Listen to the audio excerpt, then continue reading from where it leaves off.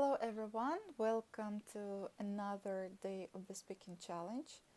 For today practice, I'm going to talk about phrasal verbs in English language, and I'd like to start my speech with this introduction of phrasal verbs.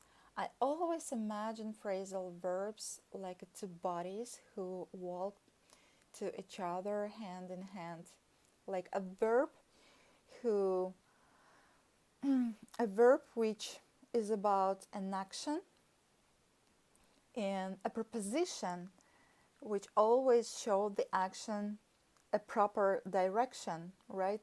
So, and putting them together, we always see, or we can always see or feel like a fully fledged painting or something like that. I'm sorry that I'm talking about this topic in terms of associations, but I think it's really simple to understand how phrasal verbs work in English language.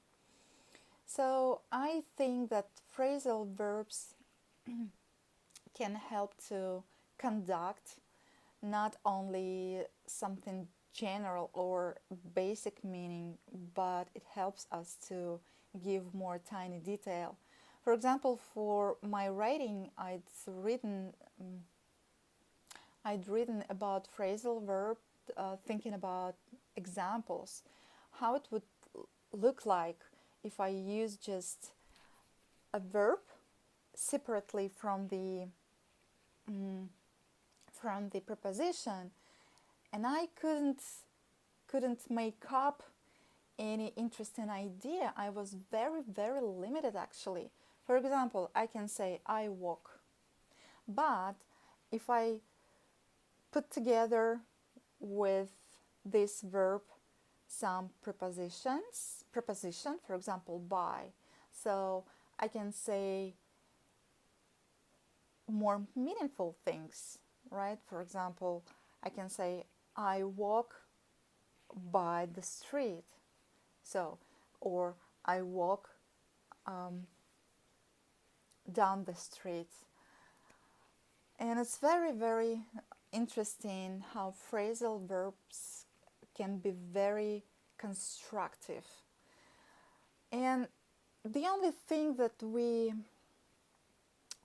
can be must be sure about is that we only need to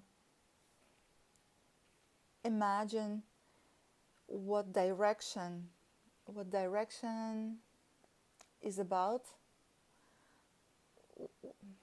something like that, okay? For example, the most used verbs, phrasal verbs in English related to verbs get, then get, set, take, run, what else? Make. This is the phrasal verbs with these verbs are most used in the daily conversation, and I think we just can play with this phrasal verb, putting different preposition with each of them. For example, we can use phrasal verbs with verb set. So we can say set in.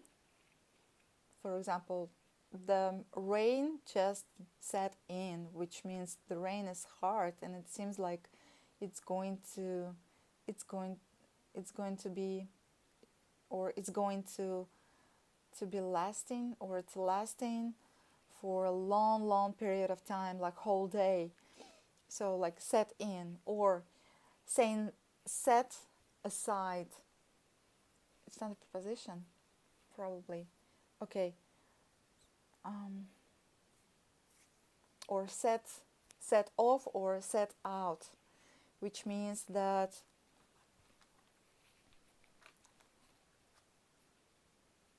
I'm going to start doing something new. For example, I set out my writing, or run with, it's the same meaning.